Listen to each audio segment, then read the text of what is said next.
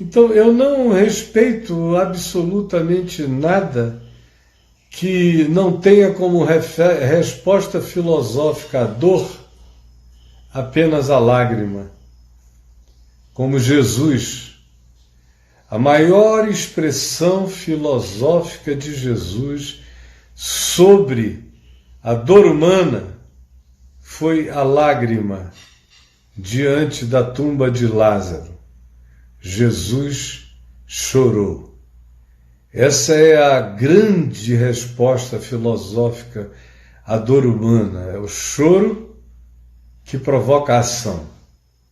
É o choro que provoca a ação.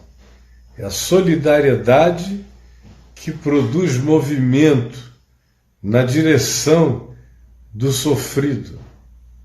Lázaro, vem para fora.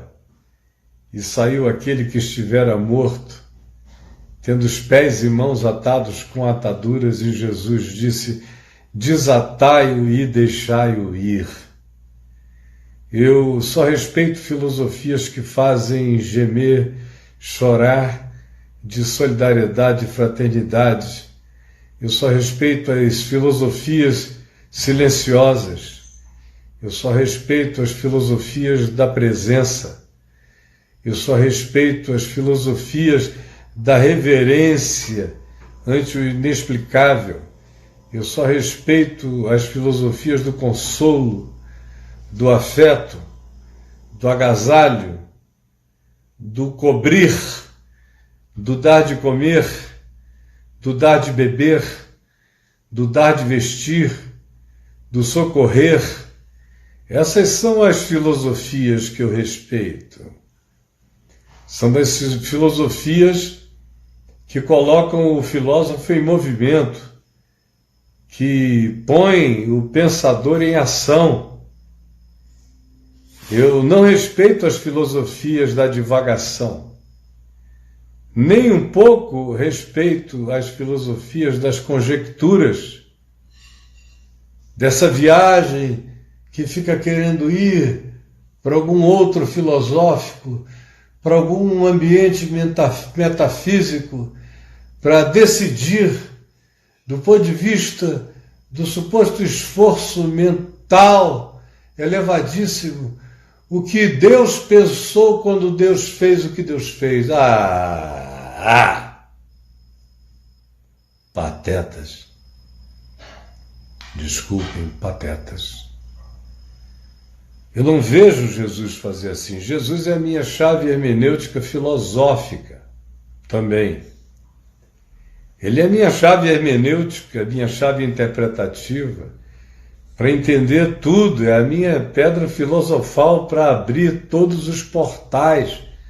Como diz Paulo, todos os tesouros da sabedoria e do conhecimento. E como é que Jesus trata as questões filosóficas? Como ele trata?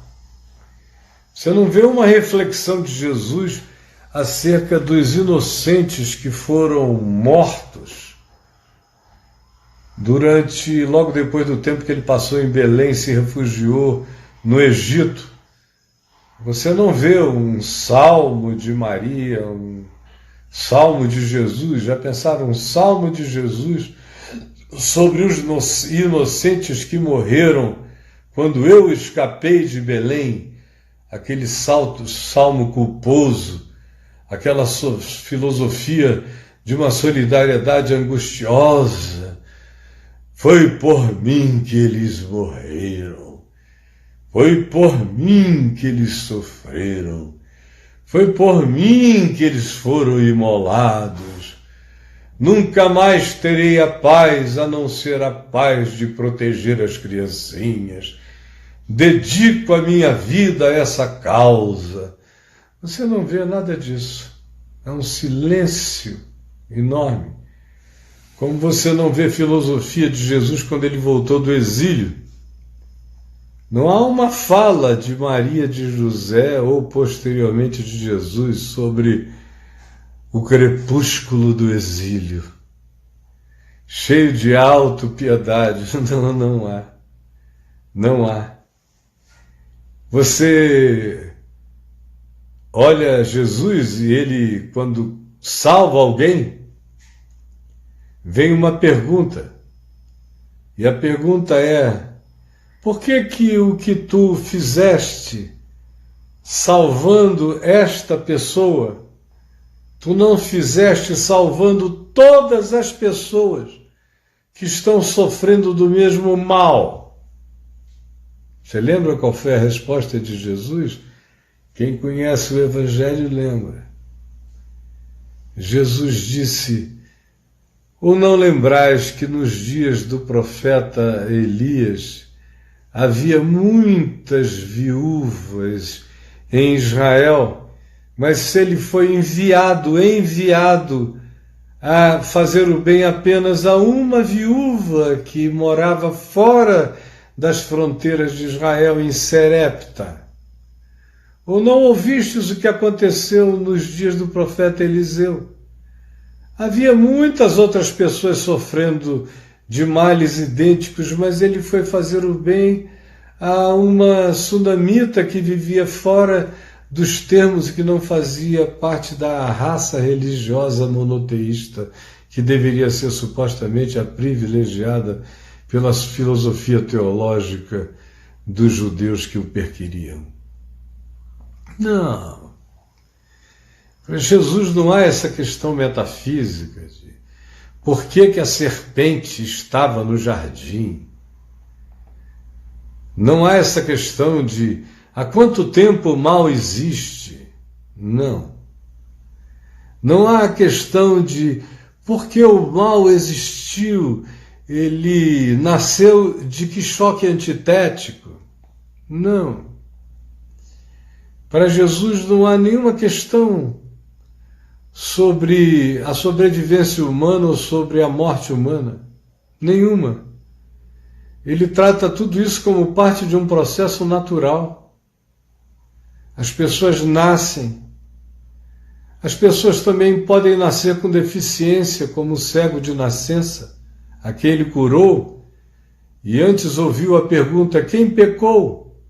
Que era uma pergunta teológico-filosófica. Ele ou seus pais para que nascesse cego? E Jesus deu uma resposta que encurrala a filosofia, encurrala a religião, encurrala a reencarnação, encurrala todas as variáveis de resposta. Nem ele pecou. Nem ele pecou agora, quando nasceu assim, pecou no ventre como feto. Nem ele pecou supostamente numa vida anterior, vidas passadas, ou estivesse aqui cumprindo um karma de cegueira de nascença. Nem tampouco os seus pais. Os pais dele já tinham pecado muito na vida, mas não era nenhum pecado que tinha feito aquele moço nascer cego de nascença. Nem nesta vida e nem em uma outra suposta vida anterior. Não. Ele nasceu assim para que ele seja uma manifestação da glória da superação, da glória de Deus habitando num homem, fazendo com que os impossíveis dos homens se tornem possíveis para Deus, com superações inacreditáveis. Vocês só terão de mim essa resposta e depois abrir os olhos ao cego de nascença.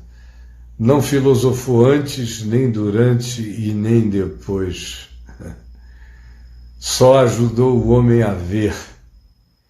Ensinou a enxergar, mesmo que o homem tivesse continuado cego. Nunca mais deixaria de ver. E não teria nenhuma crise de natureza filosófica sobre o bem e o mal.